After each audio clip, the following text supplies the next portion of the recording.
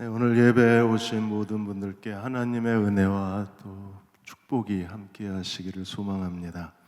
거리두기 2단계 때문에 계속 지금 50명, 1층에 50, 2층에 50 그렇게 예배드리고 있는데 오늘 정부 시책이 발표가 된대요. 그러면 좀 완화가 되면 이제 2m 거리두기만 지키면, 방역 수칙을 지키면 더 많은 분들이 예배 드릴 수 있으리라고 기대를 합니다. 이제 11월 1일이면 제 7대 담임 목사 취임 예배를 드립니다. 11월 1일 주일날은 1부 예배가 있고 2부, 3부를 연합으로 11시에 드립니다. 그래서 안 목사님, 원로 목사님이 오셔서 설교하시고 우리가 가까운 분들과 함께 7대 담임 목사 취임 예배를 드리려고 합니다.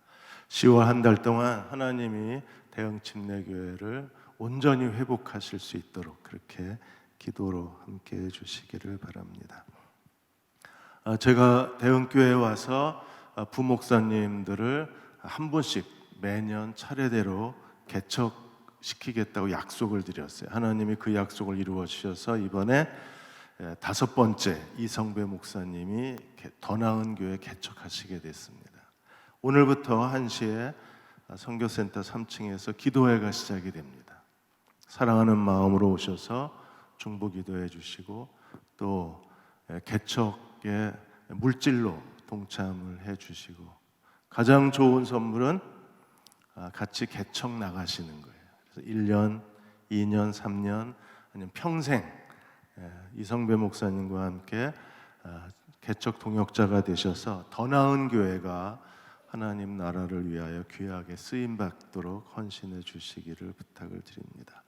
극동사도 선교회는 대흥침례교회의 구제 사역을 같이 연합으로 진행하고 있는데 이번에 추석에 위로 그 영양 갈비탕을 234분께 전해드렸는데 저희 교회 둘레 식당에서 같이 섬겨주셔서 이 일이 할 수 있었습니다. 이제 그 집수리 이번 그 태풍과 홍수 때문에 집이 망가진 분들이 계셔서 집수리 하는데 집을 잘 고치시는 분들은 같이 참여해서 집수리에 동참해 주셨으면 합니다.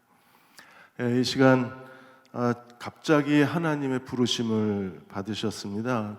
고 신영자 집사님이 병원에서 수술하시고 나셔서 수술이 잘 되셨는데 갑자기 하나님의 부르심을 받으셔서 유가족들이 많이 힘들어 하실 거예요. 오늘 장례 마치시고 코로나19 때문에 가족장으로 하셨습니다. 오늘 참석하셨는데 예배 후에 가셔서 가족들을 위로해 주셨으면 합니다.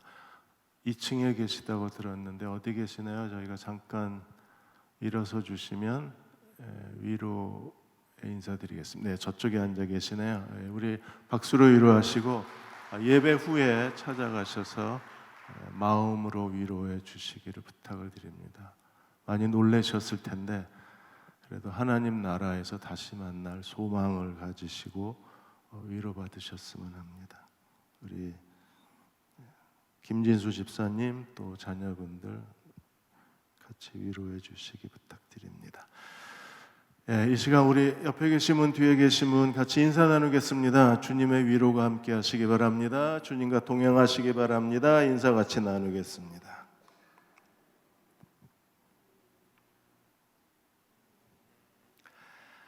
오늘 호세아 2장 3번째 말씀 같이 나누겠습니다.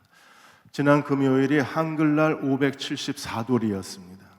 한글날은 교회의 가장 중요한 기념일이기도 합니다. 왜냐하면 한글을 끝까지 지켜내고 많은 사람들이 한글을 사랑하고 그리고 한글이 전 세계적으로 전파되는 데 교회가 중요한 역할을 했기 때문입니다.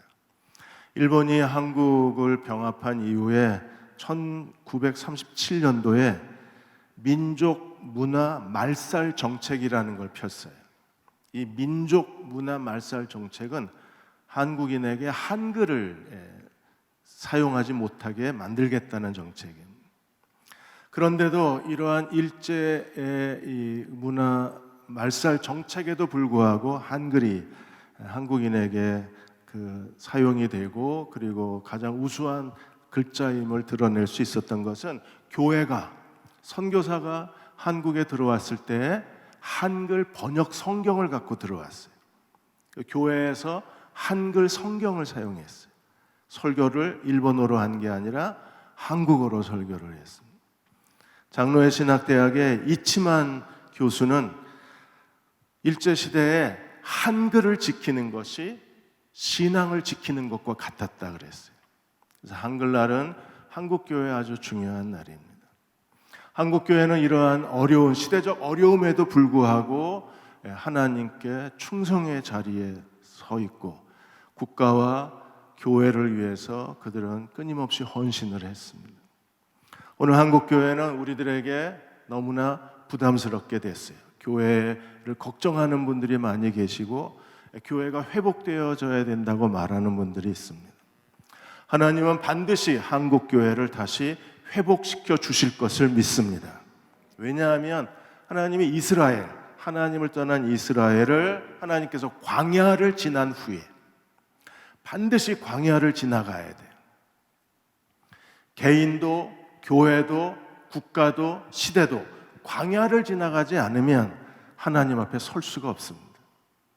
하나님은 이스라엘에게 하나님을 버리고 바알 숭배에 빠진 이스라엘에게 하나님이 내가 너를 광야로 데려가겠다 그러셨어요. 광야는 어떤 장소입니까? 이스라엘이 하나님께 대한 첫사랑을 회복하는 곳입니다. 광야는 하나님과 이스라엘의 신혼여행지입니다. 하나님께서 광야의 훈련, 고난, 연단을 통해서 이스라엘을 다시 하나님께로 돌이키시겠다고 약속하셨어요. 오늘 호세아 2장 16절에서 23절까지 그날에라는 말이 3번 나옵니다. 2장 16절에 그날에, 2장 18절에 그날에는, 2장 21절에 그날에. 그날이 언젠가요? 광야를 지나온 후에 하나님이 북이스라엘을 아시리아 땅에다가 옮겨버리셨어요. 아시리아는 북왕국의 광야였습니다. 하나님이 남유다를 바벨론 땅에 1차, 2차, 3차 포로로 하나님이 유배시켜 버리셨어요. 바벨론은 남유다 백성들의 유배지였습니다. 그곳에서 하나님께서 그들을 연단하시고 그들을 정결케 하셔서 다시 그날에 하나님이 그들을 회복해 주셨습니다. 광야를 지나가면 하나님의 회복이 있어요. 3가지 그날에, 첫째로 2장 16절과 17절의 그날에 이스라엘이 고난을 당한 가장 큰 이유는 어디 있습니까? 그들이 하나님을 버리고 남편 되신 하나님을 버리고 바알을 남편이라고 불렀어요. 우상 숭배의 죄에 빠졌습니다. 그들이 하나님께로 돌아오면 하나님과의 관계가 다시 회복이 되어져야 합니다. 광야를 지나가는 건 정말 놀라운 축복입니다. 하나님이 우리에게 고난과 시련과 질병과 어려움을 주시는 가장 큰 이유가 어디 있어요? 그 고난의 광야를 지나가면 하나님과의 관계가 회복이 되어집니다.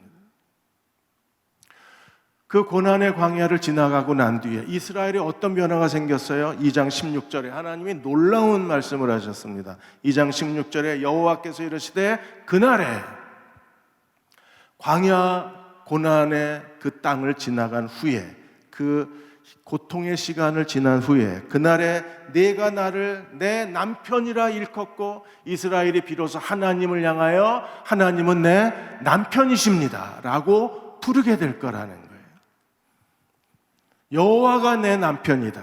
더 이상 바알을 내 남편이라 부르지 않게 될 것이다. 놀라운 변화가 그들에게 일어났어요. 그들은 하나님을 버리고 바알을 자기의 주인, 자기의 남편이라고 불렀어요. 하나님이 그들에게 곡식과 새 포도주와 올리브 기름을 풍성하게 주셨는데 이스라엘 백성은 하나님이 준 것이 아니라 바알이 내게 준 것이라고 바알을 경배했습니다. 그랬던 이스라엘이 하나님의 백성이 완전히 변한 거예요. 그들은 이제 하나님을 남편이라고 부르고 더 이상 바알을 향하여 내 남편이라고 부르지 않게 됩니다. 어떻게 이게 가능한가요? 2장 17절에 내가 바알의 이름을 그들의 입에서 제거하여 하나님이 이스라엘 백성들의 마음속에 바알에 대한 모든 유혹의 뿌리, 바알에 대한 우상 숭배의 죄성, 바알의 이름에 대한 그리움을 하나님이 다 뿌리째 뽑아버리시는 거예요. 그 입술에서 바알의 이름을 제거하여 다시는 그의 이름을 기억하여 부르는 일이 없게 하리라. 아멘. 완전히 바알 종교를 하나님께서 제거하시고, 그리고 이스라엘이 바알 종교에서 완전한 해방을 경험하게 하신 거예요. 하나님, 우리에게도 이런 축복을 주시기를 주의 이름으로 축원합니다. 우리가 당하는 고난과 시련을 통해서 우리 마음속의 죄성이, 하나님보다 무언가를 더 사랑하는 우리의 교만이, 우리의 이기적인 탐욕이 완전히 뿌리째 뽑혀버려야 돼요. 완전히 우리의 죄성이 뿌리 뽑히고 우리가 마음과 뜻과 성품과 목숨을 다해서 하나님을 사랑하는 그리스도의 종들이 되어야 합니다. 하나님이 그 일을 이루실 거예요. 그래서 우리의 삶 속에 고난과 어려움이 있는 겁니다. 이스라엘은 이제야 하나님을 내 남편이라고 부릅니다. 현대판 신데렐라 한 분이 등장을 했습니다.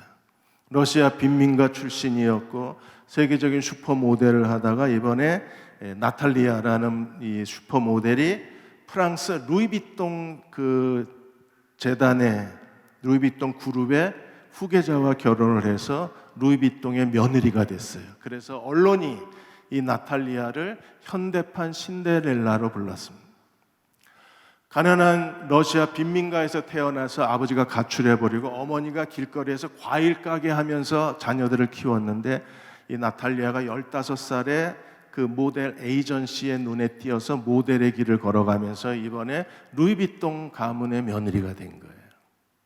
나탈리아보다 더 영광스러운 이 시대에 신데렐라가 있습니다. 누군가요? 그리스도를 믿는 우리들입니다. 구약에서는 이스라엘이 신데렐라였어요. 왜냐하면 하나님이 그들의 남편이 되셨기 때문에 그들은 하나님의 아내가 됐어요. 오늘 예수 믿는 우리는요, 예수 그리스도가 우리의 남편이시고 교회는 그분의 몸된 신부가 됐어요. 교회가 예수 그리스도의 신부가 되신 것을 믿으십니까? 우리야말로 이 시대에 하나님의 신부가 된, 그리스도의 신부가 된 현대판 신데렐라입니다. 우리는 예수님을 내 남편이라고 부르고 있나요? 만일에 우리가 예수님 외에 바알을 내 남편이라고 부른다면 하나님께서 이스라엘을 징계하신 것처럼 우리도 하나님의 징계를 피할 수가 없는 거예요. 하나님이 우리 안에 바알의 모든 그 유혹을 뿌리째 뽑아주시고 오직 그리스도만을 사랑하고 그리스도만을 섬기는 그분의 제자로 만들어주시기를 주의 이름으로 축원합니다. 두 번째, 그날에 2장 18절에서 20절까지 그날에 하나님이 이스라엘이 하나님을 버리고 바알을 숭배하자 하나님이 어떻게 하셨어요? 그들에게 자연재해와 그리고 전쟁으로 그들을 징계하셨어요. 하나님의 징계의 두 가지 도구는 자연재해 그리고 가뭄, 또 여러 가지 그 해충들의 습격, 메뚜기 떼의 습격, 모래바람 이런 것들로 인해서 그들은 큰 고난을 겪어야 했었어요. 무엇보다도 하나님을 버린 이스라엘 백성을 하나님이 주변 나라와의 전쟁을 통해서 이스라엘을 크게 징계하시고 자기 백성에게 하나님이 진노하셨어요. 이스라엘이 하나님께로 돌아오자 하나님의 심판의 도구가 되었던 자연재해의 전쟁을 하나님이 그치게 하셨습니다.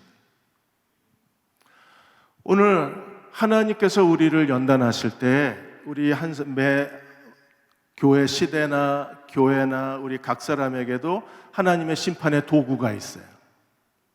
이스라엘은 자연재해와 전쟁이 도구였어요.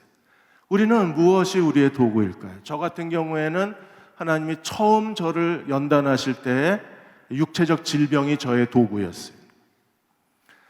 저는 3년 내에 죽음의 위기를 겪었습니다. 처음엔 전신화상으로 인해서 병원에서 죽는다고 했는데 하나님이 다시 살리시고, 그 다음에 가족 중에서 저만 장티푸스 증상이 나왔어요. 40일 동안 하루에 5번 많게는 10여 번씩 화장실을 들락날락거리면서 완전히 뼈만 남았습니다. 그래도 하나님이 살려내셨어요. 그리고 그 다음에 다시 병원 그 영양실조로 쓰러져서 병원에서 죽는다고 그랬는데 하나님이 살려내시고 목회자의 길을 걸어가게 하신 거예요. 어떤 사람들은 재정적인 문제, 어떤 사람들은 자녀들로 인해서, 어떤 사람들은 인간관계로 인하여 하나님께서 그것으로 우리를 광야에서 훈련받게 하시고 연단받게 하시는 거예요. 이스라엘은 자연재해와 전쟁이었어요. 그런데 하나님이 이스라엘이 하나님께로 돌아오자, 그들이 여호와를 나의 남편이라고 부르자 하나님이 이 징계의 도구를 다 없애버리셨어요. 그래서 2장 18절에 그날에 내가 그들을 위하여 들짐승, 공중의 새, 땅의 곤충, 하나님이 창조하신 피조물의 새 대표, 하나님이 피조 세계의 대표를 들짐승, 공중의 새, 그리고 해충, 이렇게 하나님께서 창세기 1장 30절에 말씀하셨어요. 이 하나님이신 피조물이 하나님을 떠나 죄에 빠진 이스라엘의 징계의 도구였던 거예요. 그런데 하나님이 어떻게 하셨습니까? 들짐승과 공중의 새와 땅의 곤충과 더불어 언약을 맺으셨다 그랬어요. 언약을 맺었다는 게 무슨 뜻일까요? 공동 번역을 보겠습니다. 공동 번역에 보시면 그날에 나는 이스라엘을 해치지 못하도록 들짐승과 공중의 새와 밭의 해충에게 다짐을 받고, 하나님께서 말씀하시기를 더 이상 이스라엘 괴롭히지 마. 들짐승, 공중의 새, 해충, 자연재해, 자연에 대해서, 피조세계에 대해서 하나님이 다짐을 맺으시기를, 언약을 맺으시기를 이제 내 백성 괴롭히지 마 그러셨어요. 우리가 마음을 다해서 하나님께로 돌아가면 징계가 끝나요. 왜요? 하나님께서 언약을 맺으시는 거예요. 더 이상 괴롭히지 마. 그리고 또 하나가 이제 전쟁입니다. 하나님께서 어떻게 하셨어요? 18절에 이 땅에 활과 칼을 꺾어 전쟁을 없이 하고, 이스라엘을 괴롭혔던 전쟁을 하나님이 다 제거하시고 어떻게 하세요? 그들이 평안히 눕게 하리라. 공동번역에는 어떻게 되어 있습니까? 이스라엘이 다리 뻗고 자게 하리라. 코로나19가 끝난 뒤에 하나님이 우리를 다리 뻗고 자게 하리라, 이 약속이 이루어지게 하시기를 주의 이름으로 소망합니다. 그렇게 되기를 원해요. 자연세계는 지금 예수 그리스도가 오시기를 기다리고 있습니다. 우리만 예수님의 재림을 기다리는 게 아니라 피조물, 자연도 예수님의 재림을 기다려요. 왜 피조세계가 예수님의 재림을 기다리고 있습니까? 인간이 무분별하게 자연세계를 파괴하고 있기 때문에, 그래서 피조물이 탄식하고 그리스도의 오심을 기다립니다. 로마서 8장 21절에 피조세계에 대해서 이렇게 말했습니다. 그 바라는 것이 피조물도 썩어짐의 종노릇하는 데서 해방되어 하나님의 자녀들의 영광의 자유에 이르는 것입니다. 하늘과 땅과 바다에 있는 모든 것들이 주의 오심을 기다립니다. 왜냐하면 이 썩어짐의 종노릇, 인간의 이 자연 파괴, 인간의 이 기후 변화를 일으키는 인간의 탐욕, 그리스도가 다시 오심으로 그들도 영광의 자유에 이르기를 원하고 있는 거예요. 코로나19로 인하여 벌써 9개월째 우리는 예배다운 예배를 못 드리고 힘들어하고 있습니다. 코로나19에 대해서 미국의 수의학자 마크 제롬 월터스 박사는 이 코로나19는 에코데믹이라고 그랬어요. 에코데믹은 환경 전염병이라는 거예요. 인간이 환경을 파괴함으로 환경이 인간을 덮친 거예요. 그래서 코로나19를 우리가 뭐라 그럽니까? WHO에서 뭐라 그랬어요? 인수공통 전염병이라고 그랬습니다. 인수공통이 뭐예요? 짐승에게 있던 바이러스가 인간의 몸에 옮겨오면서 질병을 일으키는 거, 인수공통 바이러스라고 그래요. 인간이 환경을 파괴합니다.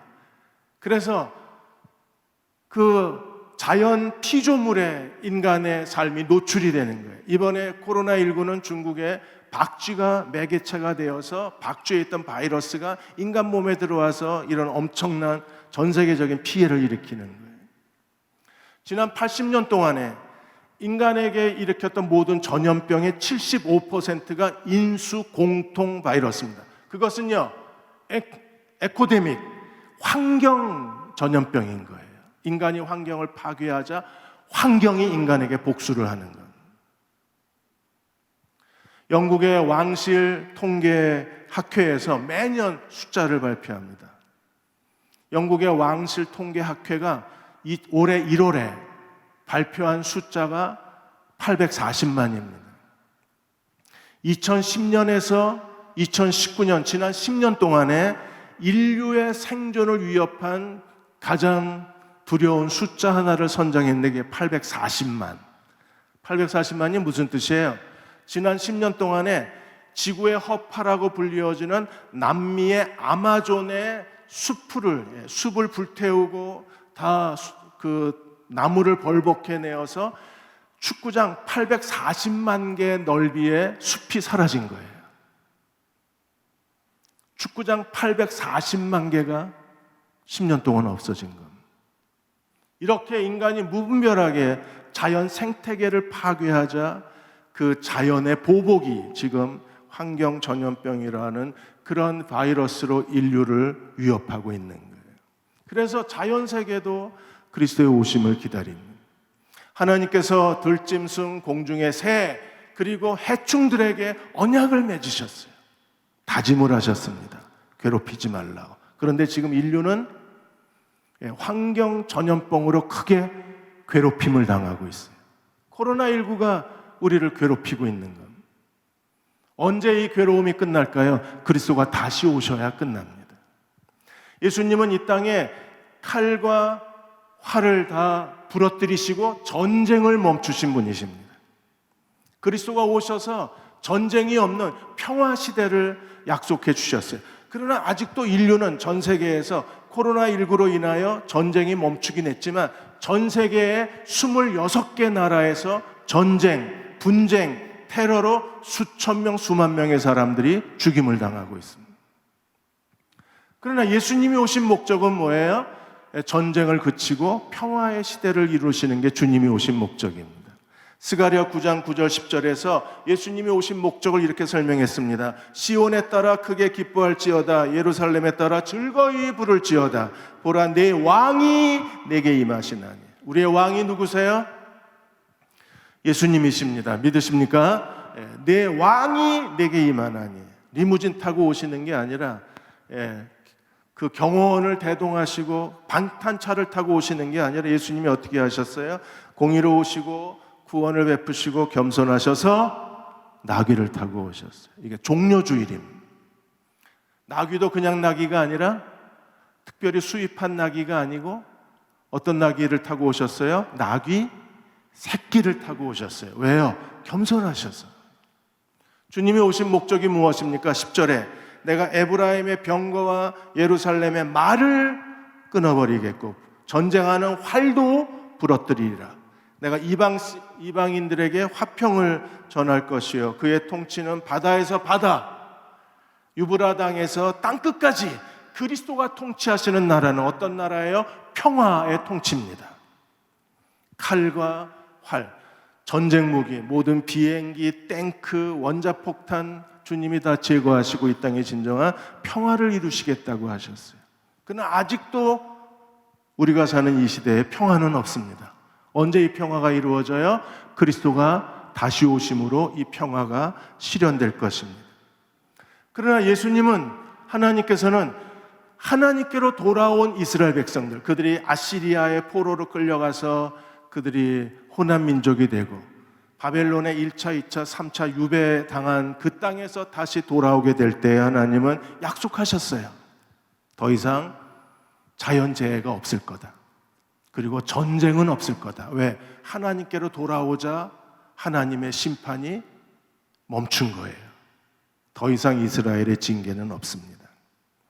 하나님께서는 이렇게 하나님의 심판의 도구만 제거하신 게 아니라 이스라엘을 완전히 바꿔버리셨어요. 그들이 하나님을 내 남편이라고 불렀습니다. 하나님을 남편이라고 부를 수 있는 이스라엘은 하나님의 아내로서의 거룩한 성품을 가져야 돼요. 그래서 하나님이 오늘 19절 20절에 나 장가간다 3번이나 말씀하셨어요. 나이 40이 됐는데 아직 장가가지 않는 아들들, 아드님들 오늘 하나님을 본받아서 나도 장가간다 소리치시기를 주의 이름으로 축원합니다. 장가 좀 가세요. 하나님이 장가간다는 말을 3번 말씀하셨어요. 19절 내가 네게 장가들겠다 그랬어요. 하나님이 한 번 이스라엘을 버리셨습니다. 한 번 다녀왔습니다. 주말 드라마 재밌게 보셨나요? 시청률이 높았었는데 하나님도 한 번 다녀오셨어요. 하나님께서 이스라엘과 다시 재결합을 하시면서 내가 네게 장가들리라 영원히 살리라. 이전에 헤어지지 말자. 그렇게 되려면 어떻게 해야 됩니까? 그들이 하나님과 이스라엘이 다시 남편과 아내가 되어서 사랑 안에서 연합해서 영원히 살려면 이스라엘이 거룩해져야 돼요. 그래서 하나님이 그들에게 결혼 선물을 주셨어요. 뭐 몇 가지를 주셨어요? 5가지. 5가지 결혼 선물을 주셨습니다. 19절에 공의, 정의, 은총과 긍휼히 여김으로 네게 장가들리라. 20절 진실함으로 네게 장가들리라. 네게 장가들리라. 새 번역에는 네가 내 아내가 되리라. 공동 번역에는 내가 너와 약혼하겠다. 이렇게 하나님이 선언하셨어요. 바알을 완전히 바알의 이름을 기억하지도 못하게 하고 다시는 바알의 이름을 부르지도 않으려면 이스라엘에게 뭐가 있어야 돼요? 하나님이 결혼 선물로 주신 5가지가 있어야 돼요. 공의, 정의, 은총, 긍휼히 여김, 진실함이 있어야 돼요. 오늘 우리가 예수 그리스도의 신부라면 오늘 우리에게도 공의, 정의, 은총, 긍휼히 여김, 진실함의 사람이 돼야 합니다. 공의가 뭐예요? 채테크. 그건 하나님의 공평함입니다. 하나님의 의로우심입니다. 하나님이 선인과 악인에게 비를 내려주시는 것처럼 우리도 하나님의 의로움을 가져야 돼요. 정의는 무엇입니까? 미슈파트. 그거는 법의 질서입니다. 법과 질서를 지키는 거예요. 규율을 지키는 거예요. 율법을 지키는 겁니다. 국가의 법과 사회법과 도덕법을 지키는 거예요. 오늘 이 사회는 공평과 정의에 대해서 사람들이 힘들어하고 있습니다. 그 중에 또 하나의 현상이 뭐예요? 이번에 대한산부인과 의사회에서 발표에 의하면 하루 평균 여성의 낙태가 무려 하루에 3,000건이란, 하루에 3,000명의 아이가 엄마 뱃속에서 죽어가는 거예요. 1년에 100만 건이랍니다. 보건복지부 통계는 이보다 절반이지만 의사협회 통계가 훨씬 더 현실성이 있습니다. 왜요? 현장에 계시기 때문에. 이번에 바른인권여성연합에서 법무부에서 14주 낙태 법안을 상정한다고 하자 여성인권연합에서 여성들 19세 이상 여성 1214명에 대해서 설문조사를 했어요. 이 바른 인권 여성 연합의 설문조사의 결과는 충격적입니다. 여성들에게 질문했습니다. 태아의 생명이 언제 시작하냐고 물었어요. 정부는 14주까지는 낙태도 괜찮다고 그랬습니다. 그러나 지금 현재 한국에서의 낙태의 실태는 95%가 전부 12주 이내에서 낙태가 되는 거예요. 14주까지 허용을 하면 살아남을 태아가 없는 겁니다. 인간의 그 성적 자유, 성에 대한 쾌락을 보장해 주기 위해서 생명을 경시하는 거예요. 이 생명이 언제 시작되느냐를 질문했을 때 남자와 정자가 수정되는 순간부터 생명이 시작된다고 대답한 여성이 무려 39.4%, 40%입니다. 10명 중 4명은 인간의 생명이 엄마 자궁에 수정되면서부터 생명이 시작된다고 대답을 한 거예요. 낙태에 대해서 질문을 했습니다. 그러자 강간, 강간, 근친상간, 산모의 생명을 위협하는 태아의 그 상태를 제외하고 낙태는 해서는 안 된다고 대답한 여성이 72.8%의 여성이 낙태는 안 된다고 대답을 했어요. 그런데도 정부는 14주 낙태 법안을 처리하겠다 그럽니다. 더 충격적인 것은요, 16세 이하의 그 청소년들이 부모 법정 동의인 허락 없이 아이들이 약으로 먹는 낙태약, 그것을 이 아이들에게 허용을 하고, 그리고 법정 대리인의 허가도 없이 아이들이 낙태가 가능하게 한 게 이번 법안입니다. 먹는 낙태약을 허락한 것도 저희들을 놀라게 하는데, 이제 16세 아이들이 이제 부모의 동의 없이도 낙태가 가능한 시대가 된 거예요. 누가 옳은지 우리는 혼란스럽기만 합니다. 그래도 하나님이 창조하신 뱃속의 생명이잖아요. 기독교적 입장은 수정되면 생명으로 인식하는 게 기독교적 입장입니다. 하나님은 공의, 정의 결혼 선물로 주셨어요. 세 번째, 은총, 헤세드, 하나님의 변함없는 사랑을 우리에게 주셨어요. 네 번째, 긍휼함, 아하임, 하나님이 용서하시고 또 용서하는 마음을 우리에게 선물로 주셨어요. 그리고 마지막 다섯 번째로 진실함을 결혼 선물로 주셨어요. 그러므로 결혼 선물을 받은 하나님의 아내, 교회, 그리스도의 신부인 교회는 하나님 앞에 하나님의 거룩한 성품, 도덕적 성품을 가진 사람이어야 돼요. 공의의 사람이어야 하고 정의의 사람이어야 합니다. 은총의 헤세드의 사람이어야 하고 긍휼의 사람이어야 합니다. 무엇보다도 진실한 사람이어야 합니다. 진실하다는 게 뭐예요? 자기의 책임을 다한다는 겁니다. 남편은 남편의 책임을 다하고 아내는 아내의 책임을 다하고 그리스도를 따르는 제자는 그리스도께 대한 책임을 다하는 거예요.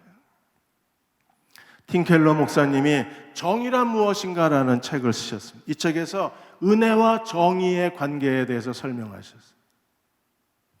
그리스도인은 은혜에만 집착을 합니다. 은혜만 중요하다고 생각을 해요. 은혜만 있으면 된다고 말합니다. 그러나 은혜를 중요하게 여기고 정의를 소홀히 한다 그랬어요. 이건 잘못된 겁니다. 왜냐하면 하나님의 은혜로 우리가 구원받았습니다. 하나님의 은혜로 구원받은 걸 믿으십니까? 하나님의 은혜로 우리를 구원하셔서 우리를 어떤 사람으로 만드셨어요? 의로운 자로 세우신 게 하나님의 은혜. 그러므로 은혜와 정의는 같이 있어요. 분리되는 게 아닙니다. 하나님의 은혜로 구원받은 사람이라면 우리는 평생 의로운 자로 살아야 돼요. 하나님의 정의를 추구하고 살아야 돼요. 정의는 무엇입니까? 하나님 앞에 부끄럽지 않는 거예요. 하나님 앞에 부끄럽지 않게 사는 거예요. 모든 죄, 불의, 부도덕, 교만, 나태함, 이러한 죄에서 떠나서 하나님 앞에 의롭고 경건하고 바르게 사는 것, 그게 정의예요. 우리가 이렇게 살면 마지막 세 번째 그날에 21절에서 23절까지 하나님께서 빼앗아 가셨던 걸 전부 다 되돌려 주십니다. 하나님이 다 빼앗아 가셨어요. 2장 9절에 기억하십니까? 하나님이 우리에게 곡식과 새 포도주와 올리브 기름 다 뺏어 가셨어요. 우리에게 주셨던 금과 은도 다 뺏어 가셨어요. 겨울옷의 재료 양털, 여름옷의 재료 못이 삼배도 하나님이 다 뺏어 가셨어요. 이제 하나님께로 돌아왔습니다. 하나님 앞에 공의와 정의와 은총과 긍휼히 여김과 진실함의 사람이 됐습니다. 이제 하나님이 어떻게 하시나요? 도로 다 돌려주시는 거예요. 하나님이 돌려주시는 걸 하나님이 응답하셨다고 말합니다. 그래서 21절, 22절에 하나님이 5번 응답하세요. 21절에 여호와께서 이르시되 그날에 내가 응답하리라, 내가 들어주리라, 내가 도로 돌려주리라. 하나님이 어떻게 도로 돌려주세요? 하나님이 하늘의 지시를 내려요. 하늘은 땅의 지시를 내립니다. 그리고 22절에 땅은 곡식과 포도주와 기름. 하나님이 이스라엘 팔레스타인 적과 꿀이 흐르는 가나안 땅에 하나님이 기본적으로 주신 그 곡식이 뭐라 그랬어요? 그 하나님의 그 생산물이 곡식과 새 포도주와 올리브 기름이라 그랬어요. 그런데 땅이 곡식과 포도주와 기름을 응답하고, 곡식과 포도주와 기름은 또 어떻게 응답합니까? 이스라엘에 응답한다 그랬어요. 이스라엘은 풍요로운 곡식 창고입니다.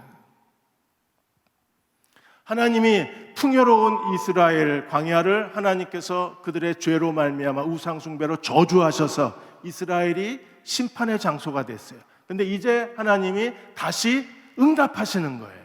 하나님이 하늘에, 하늘은 땅에, 땅은 곡식과 새 포도주와 기름에, 기름은 다시 이스라엘에 5번 응답한, 하나님이 뺏어갔던 걸 전부 다 돌려주시는 거예요.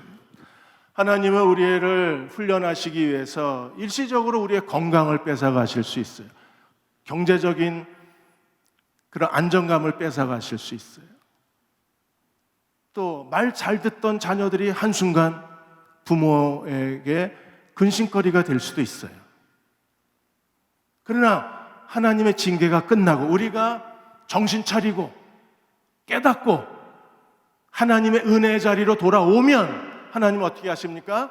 다시 응답해 주십니다. 모든 걸 다 하나님 회복시켜 주시는 거예요. 그래서 야고보서 5장에 욥에게 주신 결말이라고 그랬잖아요. 욥에게 주신 결말이 뭐예요? 욥의 시험이 끝나고 연단이 끝나고 고난이 끝나자 하나님이 어떻게 하셨어요? 다 2배로 돌려주셨어요. 누구만 빼고, 마누라만 빼고 다 2배로, 자식도 2배, 양떼 2배, 낙타 2배, 재산 2배, 땅도 2배, 마누라도 2배로 주시면 좋았을 텐데 하나님 그건 안 주셨어요. 다 돌려주신 하나님이십니다. 그 하나님을 믿으십니까? 그리고 호세아를 통해서 하나님이 세 남매, 이스라엘, 루하마, 암미, 세 남매, 2 아들과 딸 하나.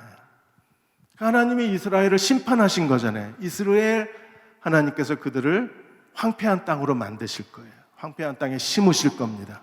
루하마, 다시는 긍휼히 여기지 않으실 거예요. 암미, 이제 너희는 내 백성이 아니야. 하나님이 관계를 끊어버리셨어요. 이스라엘이 하나님께로 돌아와서 공평과 공의와 정의와 은총과 긍휼히 여김과 진실함의 사람이 됐을 때, 하나님을 나의 남편이라고 불렀을 때, 그들이 하나님께로 돌아왔을 때 하나님이 어떻게 하셨어요? 호세아 세 남매에게 주셨던 심판을 하나님이 다 회복시켜 주세요. 23절에 내가 나를 위하여 그를 이 땅에 심고, 이스라엘 심었다는 거잖아요. 하나님이 아시리아 땅에 끌려갔던 북왕국의 사람들, 바벨론에 끌려갔던 남왕국의 사람들을 다시 데려와 가나안 땅에 심는다가 이스라엘이에요. 하나님이 심으시면 그건 번성입니다. 하나님이 심으시면 그건 풍요로운 추수입니다. 하나님이 심으시면 절대 실패가 없습니다. 그래서 하나님이 이스라엘 버렸던 그 땅에서 뽑아서 아시리아에 갖다 심고, 가나안 땅에서 뽑아서 바벨론 땅에 심었던 백성을 하나님이 다시 옮겨 심으시는 거예요. 어디로? 가나안 땅으로. 2 번째, 루하마, 이제 용서하지 않는다, 긍휼이 없다 그랬는데, 2 번째, 긍휼히 여김을 받지 못하였던 자를 하나님이 루하마, 긍휼히 여기시고, 3 번째, 암미, 내 백성이 아니다 그랬는데 내 백성이 아니었던 자들을 향하여 이르기를 이제 다시 너는 내 백성이다, 암미로 하나님이 이름을 바꿔주신 거예요. 그리고 그들은 주는 내 하나님이시라 고백하게 하신 분이 하나님이십니다. 이 하나님의 은혜를 함께 누리시기를 주의 이름으로 축원합니다. 광야만 지나가면 하나님이 이 은혜를 주시는 거예요. 왜 이렇게 힘들까? 왜 이렇게 어렵나? 왜 이런 일이 나에게 일어나야 하나? 그렇게 하나님을 신실하게 섬기고 진실하게 살려고 애를 쓰고 말씀대로 순종하려고 온 힘을 다 기울였는데 하나님 도대체 왜 내 인생에 이런 광야, 시간이 지나면 없어질 줄 알았는데 여전히 광야는 끝이 보이질 않는 것처럼 느껴지는 거예요. 그렇게 하시는 이유가 어디 있어요? 우리가 그리스도께 완전히 무릎 꿇고 항복한 그날이 바로 그날에 하나님이 우리를 완전히 다 회복시켜 주실 거예요. 우리의 모든 죄성에서 우리는 자유로워질 수 있습니다. 더 이상 교만해지고 싶지도 않고 죄 짓고 싶지도 않은 거예요. 완전한 자유. 그리고 하나님이 잃어버렸던 것들을 다 되돌려 주시는 거예요. 대형 침례교도 지난 몇 년 동안 정말 힘든 시간을 지나야 했어요. 하나님 왜 우리를 이렇게 힘든 시간을 지나가야 하셨습니까? 우리가 마침내 그리스도 앞에 무릎을 꿇었을 때, 주님께 항복했을 때 주님은 우리에게 그날에 새로운 회복의 날을 주실 것입니다. 11월 1일 제7대 담임 목사 취임과 함께 대흥 침례교회의 새로운 날들을 하나님이 영광스럽게 만들어 주실 거예요. 그러므로 고난을 두려워할 필요가 없어요. 실패를 두려워해서는 안 됩니다. 코로나19로 인하여 우리는 힘든 시간을 보내고 있어요. 이 시간을 끝까지 믿음으로 인내하고 견뎌내면 하나님께서 우리에게 그날에 놀라운 선물을 약속으로 주실 것입니다. 아이들이 좋아하는 해리포터 시리즈, 어른들도 이 해리포터 시리즈 영화를 좋아합니다. 이 해리포터 시리즈 작가가 조앤 롤링이라는 분이십니다. 이분이 아이가 태어난 지 4개월 만에 남편이 도망가 버렸어요. 그래서 혼자 이 아이를 키워야 되는데 4개월짜리 아이가 있으니까 취직도 할 수 없는 거예요. 그래서 정부 보조금을 받으면서 몇 번인가 죽으려고 하는 자살 충동에 사로잡혀요. 수면제를 털어 넣으려다가도 애가 울음소리가 나오면 다시 용기를 냈습니다. 자기가 가장 잘하는 게 뭔가를 심각하게 고민하고, 그래서 공상과 글 쓰는 걸 좋아하니까 1년 동안 처박혀서 글을 써서 제일 먼저 써낸 책이 바로 해리포터 첫 번째 책이었어요. 이게 대박을 터뜨렸어요. 전 세계의 74개 나라에서 번역이 됐어요. 이 해리포터 시리즈가 전 세계에서 5억 부가 판매가 됐습니다. 조앤 롤링이 하버드 대학 졸업식에서 하버드 대학생 졸업하는 학생들에게 이렇게 말했습니다. 여러분은 아마 실패에 익숙하지 않은 사람일 겁니다. 하버드 대학을 졸업하니까. 그러나 실패 없는 인생은 인생이 아닙니다. 우리는 실패와 고난을 두려워하고 고통당하는 걸 두려워합니다. 그러나 실패를 통해서 고통을 지나가야 인간이 비로소 자기가 누구인가를 알게 되고, 모든 인간의 겉껍데기, 자기 착각에서 벗어나고 누가 진정한 친구인가를 알게 되고, 그렇게 하나님 앞에 무릎을 꿇었을 때 하나님이 그에게 인생의 새로운 길을 열어주신다 그랬어요. 고난을 통해서 하나님은 우리의 위선의 껍데기, 거짓의 껍데기를 다 벗겨내고 계신 겁니다. 그리고 하나님 앞에 공의와 정의와 은총과 긍휼의 여김과 진실함의 사람이 됐을 때 하나님 우리에게 새로운 인생의 날들을 허락해 주시는 거예요. 그날에를 반드시 주십니다. 그날에 살아가는 저와 여러분 되시기를 주의 이름으로 축원합니다. 내가 내게 장가들리라, 그 하나님의 초청을 받아들이는 저희들 삶이 되게 하여 주옵소서. 주님의 신부로 살고 싶습니다. 하나님의 아내로 이 땅에서 주님이 주시는 은혜와 축복과 영광을 누리기를 원합니다. 주여 우리를 의롭고 경건한 자로 세워 주옵소서. 갑작스럽게 아내와 어머니를 하나님께로 보내드린 가족들을 위로하여 주시고, 또 우리가 알지 못하는 여러 가지 어려움을 당하는 사랑하는 성도들을 이 시간 주께서 어루만져 주시고 그들의 마음을 위로하여 주옵소서.